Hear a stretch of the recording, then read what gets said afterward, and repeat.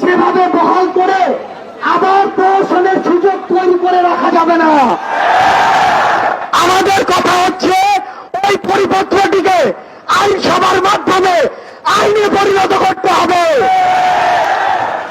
2 নম্বর যে আমাদের দাবিটি, এটি অত্যন্ত গুরুত্বপূর্ণ একটি দাবি এবং এটির পাশে আপনারা এই দাবিটি হচ্ছে শুধু প্রথম শ্রেণী আর দ্বিতীয় শ্রেণীর চাকুরি বাংলাদেশের ছাত্র সমাজ করে না। বাংলাদেশ রাষ্ট্রযন্ত্র শুধুমাত্র এই 2টি শ্রেণীতে সবাইকে চাকরি দিতে পারে না। তার মানে তৃতীয় শ্রেণী ও চতুর্থ শ্রেণী রয়েছে যেগুলো, সেগুলোতেও এই বৈষম্যহীন ও অন্যায় কথা দূর করতে হবে। তাই আমাদের দ্বিতীয় দফা হচ্ছে বাংলাদেশের সরকারি চাকরি সকল গ্রেডে অর্থাৎ প্রথম থেকে চতুর্থ শ্রেণীতে যত কটা রয়েছে যেগুলো বৈষম্যমূলক সেগুলো বাতিল করতে হবে। শুধুমাত্র সংবিধানের কথা মাথায় রেখে অনগ্রসর জাতিগোষ্ঠী যারা রয়েছে, গুরুত্বপূর্ণ কথা হচ্ছে শুধুমাত্র অনগ্রসর জাতিগোষ্ঠী যারা রয়েছে তাদের জন্য যৌক্তিক ও ন্যূনতম কোটা বরাদ্দ রাখা যেতে পারে। আমাদের তৃতীয় গুরুত্বপূর্ণ যে দাবিটি সেটি হচ্ছে কোটায় যদি ওই পদগুলো পূরণ না হয় তাহলে মেধা তালিকা থেকে পূরণ করতে হবে। এবং আরেকটি গুরুত্বপূর্ণ কথা এখানে আমাদের দাবি হচ্ছে একই কোটা চাকুরিতে একাধিকবার ব্যবহার করা যাবে না। আমরা বর্তমানে আমাদের অ্যাম্বুলেন্সটি যাওয়ার রাস্তা করে দিবে এক পাশে। আমাদের যে গুরুত্বপূর্ণ একটি কথা রয়েছে, আমরা বিগত সময় ধরে কি দেখছি বাংলাদেশে, যেখানে আমাদের মিডিয়ার ভাই বোনেরা হাত দিচ্ছেন সেখানে 1000 কোটি টাকা লুটপাট। আমরা চাই দুর্নীতি মুক্ত একটি আমলাতন্ত্র প্রশাসন নিশ্চিত করতে হবে। এখন আমাদের জায়গা থেকে কিছু কথা রয়েছে, সেটি হচ্ছে যে সংবিধানে কি এটি বলা রয়েছে কিনা যে কোটা দেওয়া বা কাউকে সুবিধা দেওয়া বাধ্যতামূলক না, সংবিধানে এরকম কিছু বলা নেই।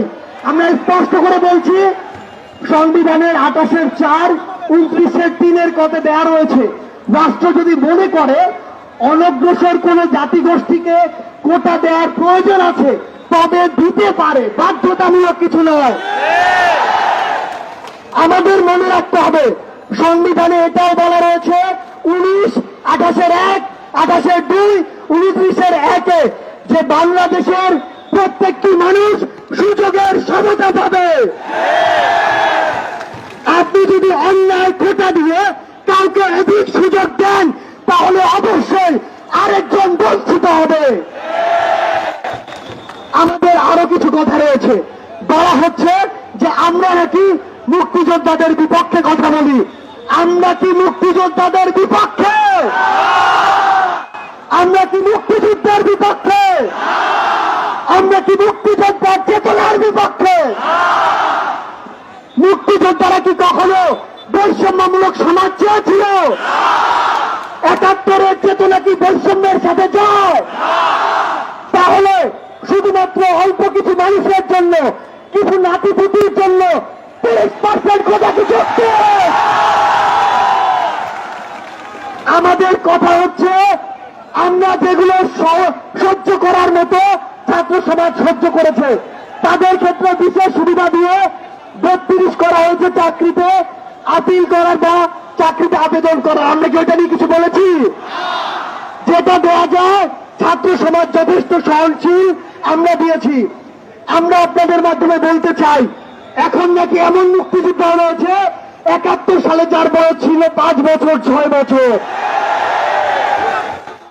সুযোগ সুবিধার জন্য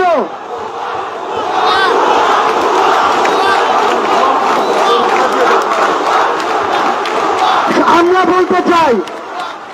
বলতে চাই মুক্তিযোদ্ধারা জাতির শ্রেষ্ঠ সন্তান, কিন্তু যারা সুযোগ সুবিধার জন্য এই মুক্তিযোদ্ধা কোটা নিয়েছে তারা আসলে ভুয়া।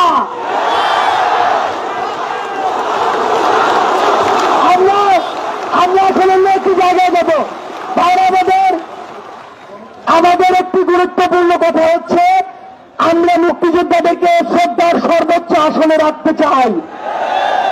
যদি প্রয়োজন হয় তাদের সম্মানী ভাতা আরো বাড়ান, তাদের জন্য আলাদা আরো হাসপাতাল বানান, তাদের জন্য আলাদা আরো যানবাহন নেন। কিন্তু এই যে চাকরিতে নাতিপুতি কোটার নামে স্বাধীনতার 54 বছরের যে বৈষম্য, এটি মানা যায় না।